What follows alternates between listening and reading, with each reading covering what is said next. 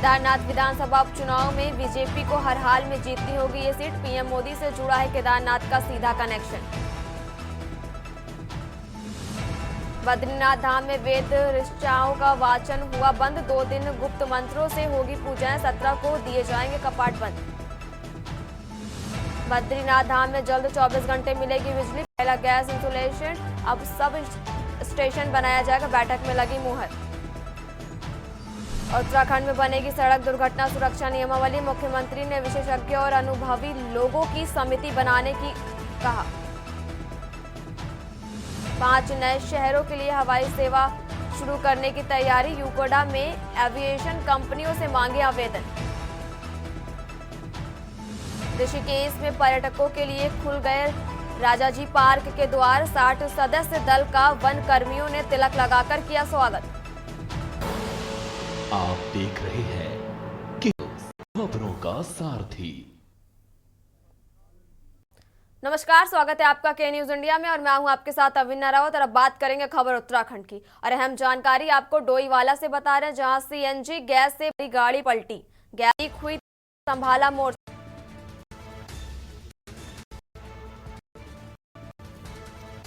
खबर आपको डोईवाला से बता रहे, जहां मार्ग आवागमन भी हुआ है बंद। मौके पर बुलाए गए हैं एक्सपर्ट। गैस लीक हुई तो पुलिस ने संभाला है पूरा मोर्चा। मार्ग का आवागमन भी किया गया है बंद। खबर आपको डोईवाला से बता रहे हैं, जहां मौके पर बुलाए गए हैं एक्सपर्ट। देहरादून मार्ग पर हुई है घटना। और खबर आपको डोईवाला से बता रहे हैं, जहां सीएनजी गैस से भरी गाड़ी है पलटी। गैस लीक हुई तो पुलिस ने संभाला है पूरा मोर्चा और मार्ग का आवागमन भी किया गया है बंद। मौके पर एक्सपर्ट भी बुलाए गए हैं और गैस लीक हुई तो पुलिस ने संभाला है मोर्चा और वहीं पर मार्ग का आवागमन भी बंद किया गया है। खबर आपको डोईवाला से बता रहे, जहां मौके पर बुलाए गए हैं एक्सपर्ट।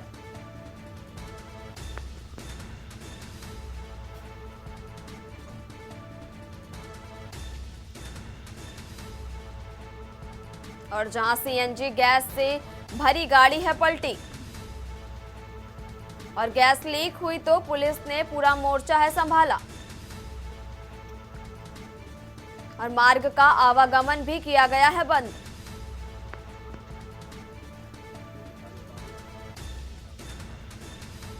और वहीं मौके पर एक्सपर्ट को भी बुलाया गया है और जहां गैस लीक हुई तो पुलिस ने संभाला है पूरा मोर्चा और मार्ग का आवागमन भी किया गया है बंद।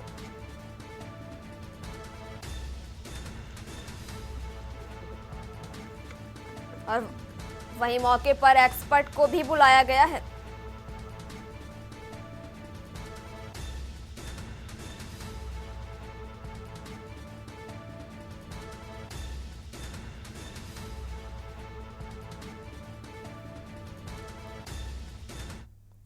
और अब बढ़ते हैं खबरों की ओर। खबर ऋषिकेश से है, जहां देश विदेश में अपनी एक अलग पहचान रखता है, इसलिए साल भर यहां पर्यटक आते हैं। ऐसे में शहर में उनका समय चीजें पता करने में निकल जाता है, जिसके लिए यहां के युवा ने एक ऐप बनाया है जो ऋषिकेश में पर्यटन और रोजगार को आसान करेगा और एक ही प्लेटफॉर्म पर पर्यटकों को सभी सुविधा मिल जाएगी, साथ ही स्थानीय लोगों को रोजगार भी मिलेगा।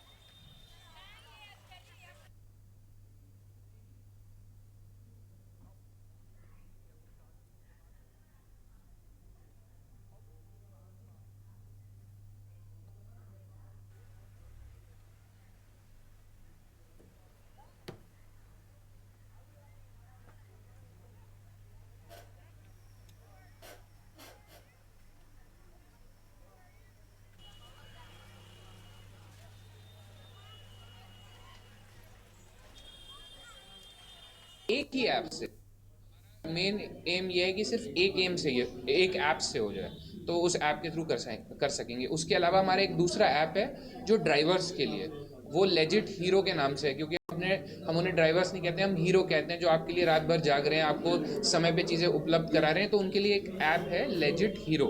तो उससे कोई भी व्यक्ति जो हमारे प्लेटफॉर्म से जुड़ना चाहता है, जिसके पास सारे तरीके के वैध दस्तावेज हैं, उसको सिर्फ ऐप डाउनलोड करना है, ऐप पे अपनी डिटेल्स भरनी है और वो हमारे प्लेटफॉर्म पे जुड़ जाए।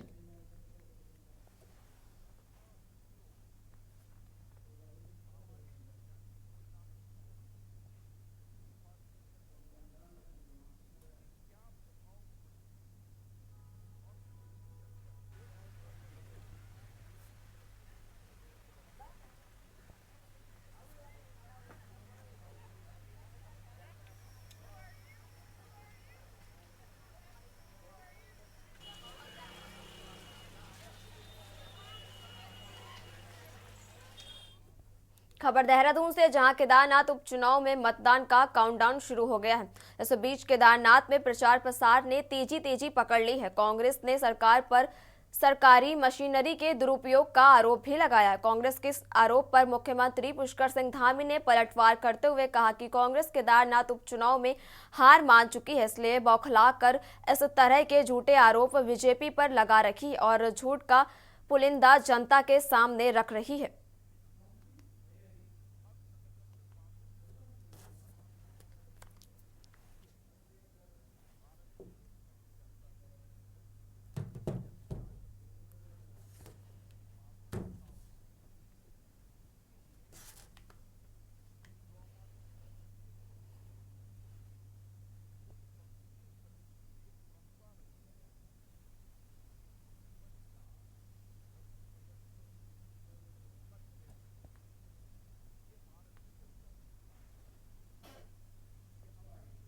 कि कांग्रेस मान चुकी है कि वो चुनाव हार गए हैं, इसलिए वो पहले से ही अपना चेहरा सेव कर रहे हैं और इसलिए उन्होंने पहले से ही कहना शुरू कर दिया है, क्योंकि उनको उनकी हार सुनिश्चित है। क्योंकि बाबा केदार धाम हमारे प्रधानमंत्री जी की अगाध आस्था और श्रद्धा का केंद्र है। वहाँ का नवनिर्माण, वहाँ का पुनर्निर्माण उनके प्रधानमंत्री बनने के बाद हुआ है। लोगों ने 2013 की आपदा को भी देखा और इस बार की आपदा को भी देखा, दोनों में बड़ा अंतर दिखाई दिया। और जिस प्रकार से 750 करोड़ की भी ज़्यादा योजनाएं आज वहाँ पर स्वीकृत हुई हैं, धरातल पर उतरनी है वो सारी, तो वहाँ के लोग देख रहे हैं कि अनवरत रूप से विकास आगे बढ़ रहा है। उस विकास को और तेज गति देने के लिए वहाँ पर प्रचंड बहुमत से भारतीय जनता पार्टी का कमल खिलेगा, एक तरफा जीत होगी और ऐतिहासिक जीत होगी।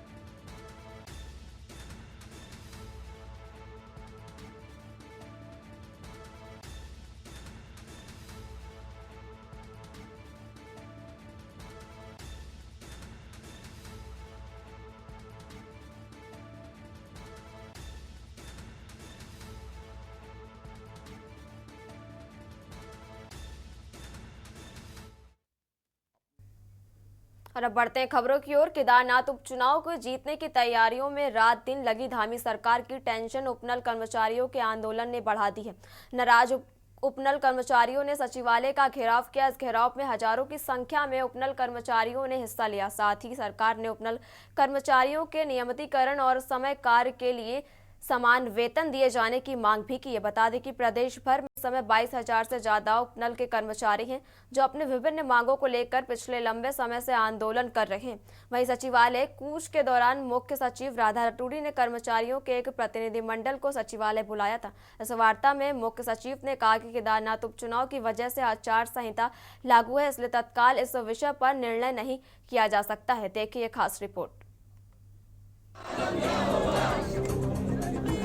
जितने भी यहाँ पे उतना पैसा नहीं मिलता है, उतना मानदेय नहीं मिलता है।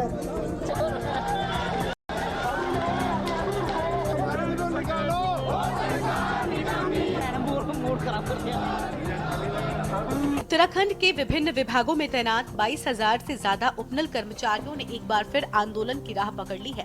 नाराज उपनल कर्मचारी पिछले लंबे समय से नियमितीकरण और समान कार्य के लिए समान वेतन दिए जाने की मांग कर रहे हैं। सरकार से हाईकोर्ट के आदेश के अनुपालन की मांग कर रहे हैं, लेकिन सरकार की ओर से अब तक कोई उचित कार्रवाई न होने से कर्मचारियों में काफी नाराजगी है। नाराज उपनल कर्मचारियों ने सचिवालय का कूच किया। इस कूच के दौरान भारी हंगामा हुआ तो वहीं कांग्रेस ने भी लगे हाथ इस आंदोलन को समर्थन देकर सरकार पर दबाव बनाना शुरू कर दिया है। मैं महासंघ से प्रदेश कार्यकारी अध्यक्ष हूँ। मैं इस वक्त मेरा नाम है। हम लोगों को बड़ा दुर्भाग्य है कि राज्य सरकार को हाईकोर्ट ने वर्ष 2018 में निर्णय दिया था कि इन कर्मचारियों को समान काम समान वेतन मिले, नियमित चरणबद्ध तरीके से नियमित किया जाए। उसके विपरीत राज्य सरकार एसएलपी लेकर सुप्रीम कोर्ट गई। अभी 18 अक्टूबर 2024 को सुप्रीम कोर्ट से भी एसएलपी राज्य सरकार की खारिज हो गई है और यह आदेश हुआ है कि जो हाईकोर्ट का आदेश है उस सभी कर्मचारियों पर पालन किया जाए। कोर्ट में जो निर्णय हाईकोर्ट ने उपनल कर्मचारियों के बारे में 2018 में दिया था, उसके खिलाफ राज्य की सरकार सुप्रीम कोर्ट गई। सुप्रीम कोर्ट में 6 साल के लंबे इंतजार के बाद जब सुप्रीम कोर्ट ने राज्य सरकार की याचिका खारिज कर दी, अब राज्य की सरकार को जिद में नहीं लड़ना चाहिए। सरकार को सुप्रीम कोर्ट का, हाई कोर्ट का सम्मान करना चाहिए। और झांसी मुद्दे पर डिप्टी सीएम केशव प्रसाद मौर्य क्या कुछ कह रहे हैं, सुन लेते हैं। मुख्यमंत्री ब्रजेश पाठक जी जो चिकित्सा, शिक्षा और स्वास्थ्य मंत्री का भी दायित्व संभालते हैं, वह जिम्मेदार अधिकारियों के साथ मौके पर पहुंचे भी हैं। लेकिन यह घटना से निश्चित तौर से बहुत पीड़ा हुई, बहुत दुख हुआ है और जो भी इस घटना के घटने के लिए जिम्मेदार पाया जाएगा उसके खिलाफ सरकार सख्ती से कार्रवाई करेगी। सर, उतना बड़ा मेडिकल कॉलेज था लेकिन कई सुविधाओं का अभाव देखने को मिला है। बाहर प्राइवेट हॉस्पिटल में भी भेजा गया है। नहीं, ये तो एक दूसरा पक्ष है। सुविधाएं तो सरकार चाहती है कि जितने भी प्रदेश के 25 करोड़ जनता की सेवा में जो चिकित्सा सेवाएं हैं वह पूरी तरह से उपलब्ध कराई जाए। लेकिन इस प्रकार की यह पहली और दर्दनाक घटना हुई है और इससे सीख लेते हुए झांसी ही नहीं, प्रदेश के सभी मेडिकल कॉलेजों में जो हमारे चिकित्सा संस्थान हैं उन स्थानों में सुविधाओं की समीक्षा करके और जो भी आवश्यक होगा वहाँ व्यवस्था की जाएगी। लेकिन ये दुखद घटना हुई है, इसकी पीड़ा हम सबको। अखिलेश यादव ट्वीट करके सवाल खड़ा कर रहे हैं, भ्रष्टाचार का आरोप लगा रहे हैं, नीतियों पर सवाल खड़ा कर रहे हैं। देखिए, श्री अखिलेश यादव जी ऐसी दर्दनाक घटना पे इस प्रकार की बातें करते हैं तो जो शीशे के घर में रहता है वो किसी दूसरे के घर में पत्थर फेंकने की गलती नहीं करता है। उनके कार्यकाल और उनके कार्यकाल के काले कारनामे, वह चाहे चिकित्सा के क्षेत्र में हो, चाहे सुरक्षा के क्षेत्र में हो, चाहे बिजली की दृष्टि से हो, चाहे कानून व्यवस्था की दृष्टि से हो, चाहे गुंडे, अपराधी, माफिया, दंगाइयों को संरक्षण करने का मामला हो, किसी भी क्षेत्र में जिसे सबसे विफल मुख्यमंत्री उत्तर प्रदेश के इतिहास का कहा जाएगा तो श्री अखिलेश यादव जी जो 2012 से 2017 तक रहे हैं उन्हीं को याद किया जाएगा। यह घटना दुखद है।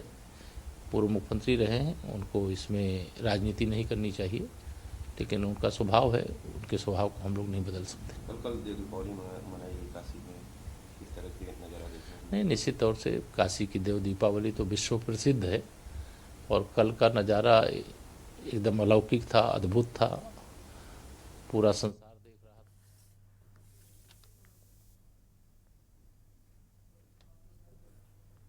आप सुन रहे थे लखनऊ से UP deputy CM Keshav Prasad Maurya को, जो झांसी में हुई घटना को लेकर दुख व्यक्त कर रहे थे।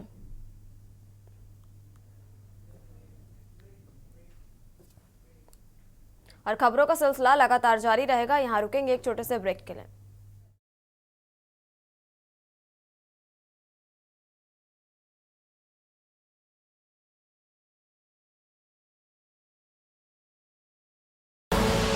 आप देख रहे हैं के न्यूज, खबरों का सारथी। अब ब्रेक के बाद एक बार फिर बढ़ते हैं खबरों की ओर। खबर देहरादून से है, जहां उत्तराखंड में लगातार बढ़ रहे सड़क हादसे पर मुख्यमंत्री धामी ने चिंता जताई है। मुख्यमंत्री ने कहा है कि सड़क दुर्घटनाओं की प्रभावी रोकथाम के लिए सड़क दुर्घटना सुरक्षा नियमावली बनाने के लिए अधिकारियों को समिति बनाने और इसमें विशेषज्ञ एवं अनुभवी लोगों को शामिल करने के निर्देश दिए हैं। उन्होंने कहा कि सड़क दुर्घटना का बढ़ना चिंता का विषय, इस पर प्रभावी रोकथाम के लिए सुरक्षात्मक उपायों पर विशेष ध्यान दिया जाए।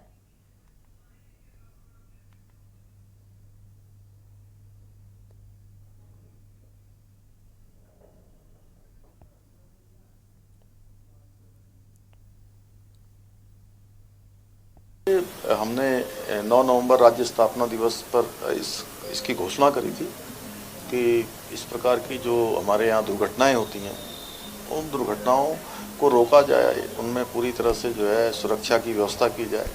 वो नियमावली बनाई गई है और उसके अंतर्गत काम चल रहा है। खबर पौड़ी से है, जहां फरासू के पास वाहन अनियंत्रित होकर गहरी खाई में गिर गया। वाहन में 2 लोग सवार थे, जिसे बचाने के लिए मौके पर एसडीआरएफ की टीम को रवाना किया गया। दुर्घटनाग्रस्त वाहन पर सवार एक महिला और एक पुरुष बुरी तरह फंसे हुए थे। घटनास्थल पर पहुंचते ही एसडीआरएफ टीम ने जिला पुलिस के साथ मिलकर रेस्क्यू कार्य शुरू किया।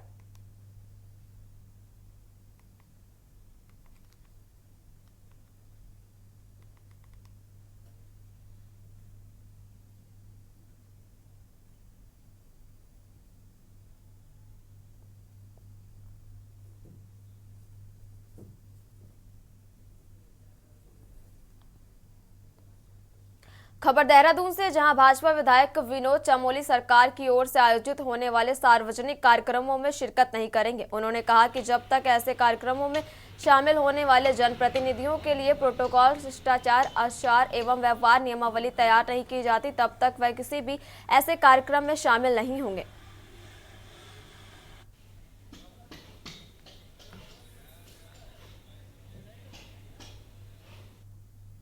देखिए, स्थापना दिवस के दिन जिस तरह का व्यवहार वहाँ पर हुआ कार्यक्रम स्थल पर, वो निश्चित तौर पर एक सोचने का विषय है। उसने मेरे सामने एक प्रश्न खड़ा किया कि आखिर ऐसी परिस्थितियाँ क्यों खड़ी होनी चाहिए जिसके कारण कि मुझे वहाँ से जाना पड़ा और बाद में प्रशासन और शासन भी असहज हुआ मेरे जाने से। तो मुझे लगा कि जो शिष्टाचार और आचार व्यवहार में जनप्रतिनिधियों के लिए जो व्यवस्थाएं होनी चाहिए, वो सुस्पष्ट उसका निर्धारण नहीं हो रखा है, जिसके कारण इस तरह की परिस्थितियां आती है। और मैं देख रहा हूँ, वर्षों से मैं राजनीतिक क्षेत्र में हूँ, अक्सर ये समस्याएं खड़ी होती हैं। वो प्रधानों के साथ भी होती हैं, तो बीडीसी मेंबर के साथ भी होती हैं, तो ब्लॉक प्रमुख के साथ भी होती हैं।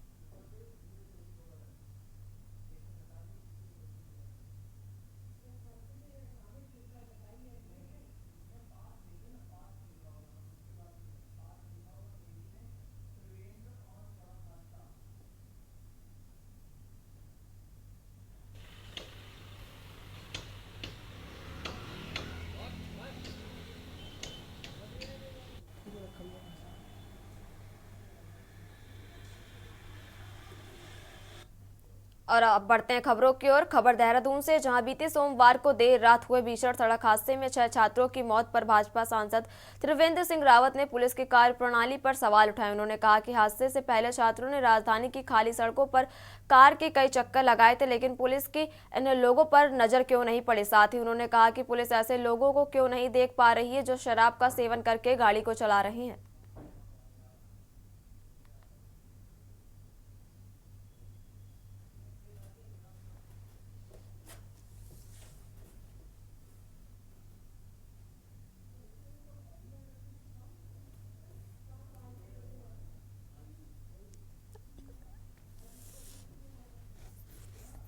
रात को पूरे शहर में, जैसा मैं समाचार पत्रों से मुझे पढ़ने में मिला, कि पूरा राउंड इन्होंने सिटी का मारा है।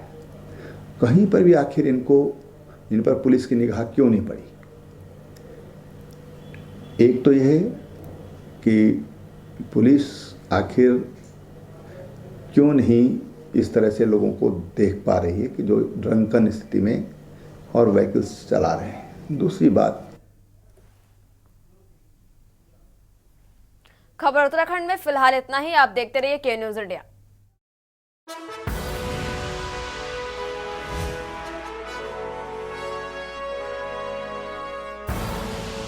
आप देख रहे हैं के न्यूज, खबरों का